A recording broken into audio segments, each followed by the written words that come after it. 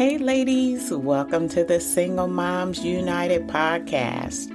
I'm so glad you decided to drop by and listen to another episode where it's designed to encourage and motivate the single mom. Without you, I wouldn't be inspired to continue to bring these episodes to you each week. So thank you so much for your loyalty. So today I want to continue down the path of exact but different, part 2. And again, it's taking word choices and they all have the same amount of letters, yet they're opposite or different from each other. So as I continue to bring additional word choices, I hope you find value. And if you find value, please tell another single mom. There's just so many single moms out there that's trying to get it done and would like a word of encouragement.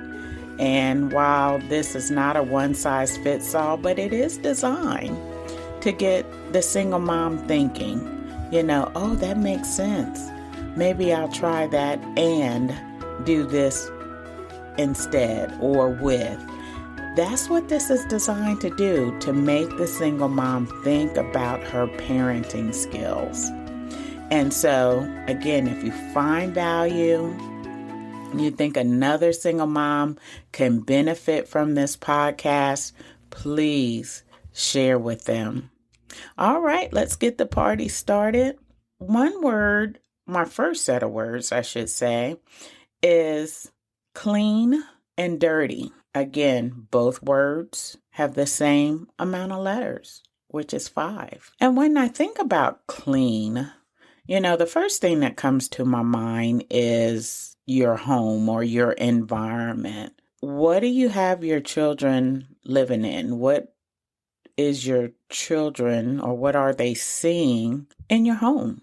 And I mean specifically, if you have your own apartment, what does your house look like? What does your apartment look like? What does your kitchen look like? What does your bathroom look like? Right? And so that's important because you're establishing these behaviors with your children going forward. And eventually you're going to release them not only into society, but into a relationship. Think about that. For some people, cleanliness is very important. On a scale of 1 to 10, with some people, it's a 10. They don't want to see anything out of place. They don't want to see any dishes in the sink. They don't want to see any clothes lying around. Everything has to be in order.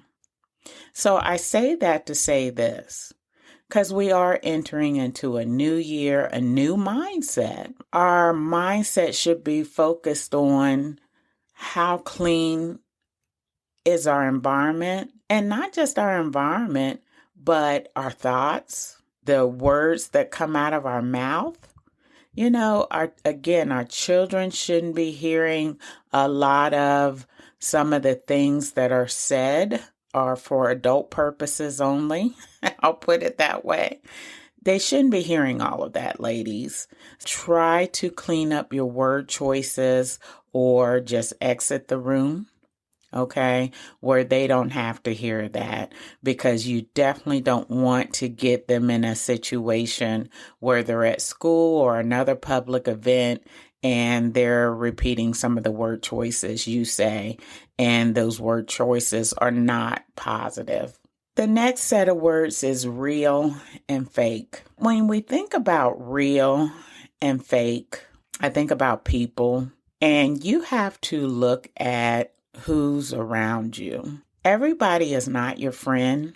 Some people are just there because they want to see what you're doing and take it back to other people and tell them what you're doing, what you're not doing, looking at your parenting skills, judging you, in which they have no right.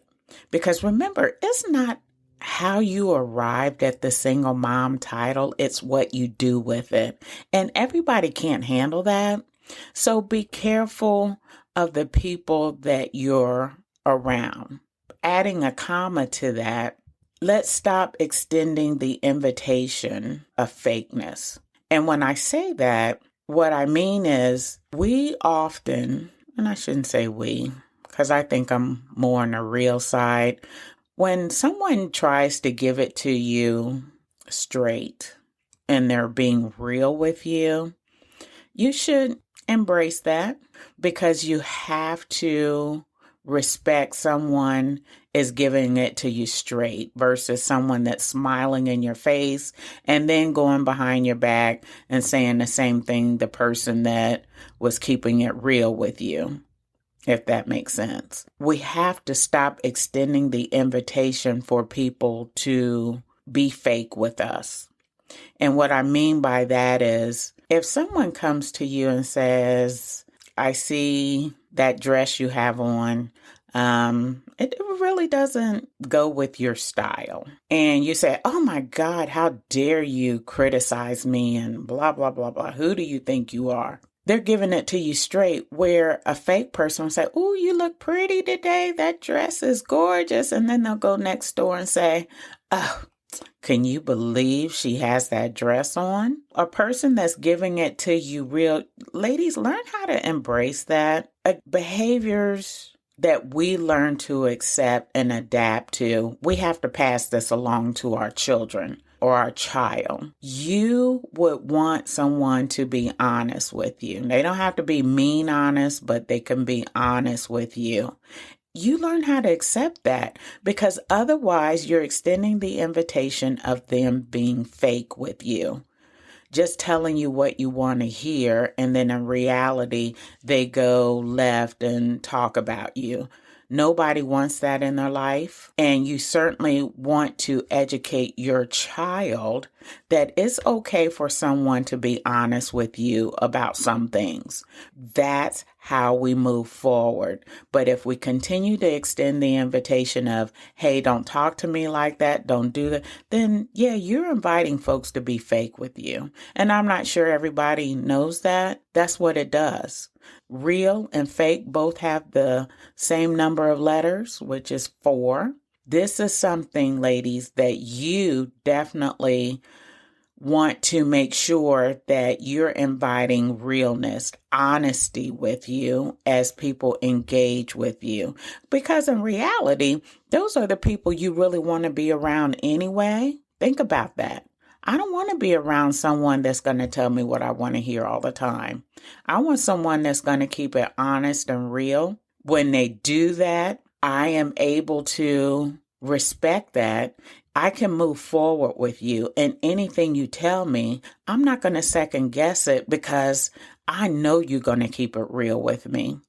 Once upon a time ago, when I used to do a lot of interviewing, and people would come to me and say, hey, can you do a mock interview with me? Well, a lot of times the reason why they did that is because I'm going to be genuine and give them that feedback they need regarding their interviewing skills. And I appreciate that they found value enough in me that I'm going to be genuine with them, and that their skin wasn't so soft that, oh, I can't take this feedback. I really appreciate that. This is something you want to incorporate in your lives, ladies, if you aren't already, because you're going to have to do this with your children. Because at the end of the day, at the end of those 18 years, I'm holding quotes here, that they get released into the world, they have to understand the difference between real and fake and learn to appreciate honesty. Gotta learn to appreciate honesty. It may hurt, and that's okay, but appreciate that someone's going to give it to you straight. My father, my aunt, just to name a couple, they always gave it to you straight. And I think that's why I am the way I am today, is because I've adopted some of those same characteristics that they've displayed. Just being honest, not mean, honest. And a lot of times people get that confused. Oh my God, you're so mean. You're so mean. Honesty doesn't have to be mean unless it's delivered in a mean way. but it doesn't have to be mean. It's just sharing with you actual thoughts versus trying to please you. All right, I'm going to get off that bandwagon. Success and failure both have 7 letters. So in 2023, ladies, what's your goal? Remember, success is how you define it. I don't care what Webster say. I don't care what Google says. I don't care what your artificial intelligence defines success at. Just ignore it because you define success. And I've talked about this previously. My own definition of success is peace of mind. It has nothing to do with money, everything to do with peace of mind. That's how I define success, that I've achieved success in life. But yours is going to be different. So you define success in the manner that you're trying to achieve.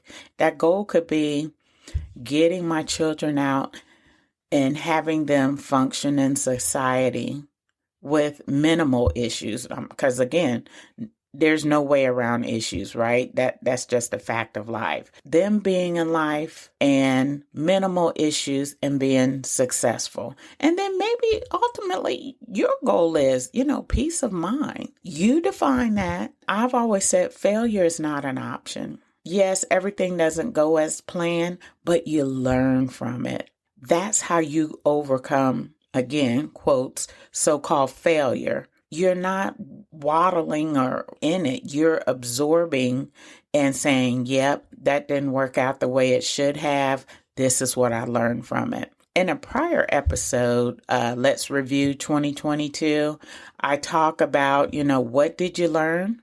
Because there were some things that happened in 2022 you might categorize as failure because it didn't work out the way it was supposed to. But instead, you learn from it. You take some notes, you jot some things down of what happened and why they happened. For instance, a relationship. It didn't go as planned. Why not? What happened? Well, ladies, I think there's going to be a part 3. 2, exact but different. Because I still have some more words. I can keep going on and on and on. And you all don't have that kind of time. And I don't want to lose you, your focus in listening to these episodes. So there will be a part 3. Now, I do have a special request for you ladies. As we go into 2023, again, not talking about New Year's resolutions, things you want to incorporate in your life to start doing differently. And here's a challenge I would like to present to you. Could you please turn off your phone for 1 hour to spend time with your child? And if you have multiple children, an hour for each child. And that would be per day. Because why is that important? We are becoming so estranged, and we're right in the same household. We're not talking to each other anymore. We're not listening to each other anymore. Everybody's kind of in their own world. And single mom, I'm just going to say it in my out loud voice. That's dangerous when you have children. And I know that it's easy to stay on your phone nonstop, stay on social media nonstop. But I challenge you, turn off your phone for 1 hour a day and spend that time with your child or your children. And guess what? You're going to see some positive results come from that. For example, if your child is experiencing behavioral issues, spending that time with your child one-on-one is going to help reduce that. It's going to now show them they are a priority versus you being on social media on your phone. Now, again, you don't have to turn it all the way off. Maybe you just want to mute it and put it into another room for an hour. But I would challenge you to do that. You're no longer just a mom. You're a mentor. Your children are looking up to you. They're respecting you and your behavior. So let's start letting them see more positive than negative behavior. And it starts with just having that one-on-one time with them. All right, ladies, I certainly appreciate your time today, coming back and listening to Single Moms United podcast. And again, it's not about how you arrived at the title. It's really what you do with it. And this podcast is designed to help you with what you do with it. You take care. I hope you have a fabulous week. Hug your children. Love on them. This world is such a bad place. I'm just going to say it in my out loud voice. It's just kids need a lot of love right now. Single mom, that falls back on you. Have a great day. Have a great week. Hope to bring you another episode next week. Take care.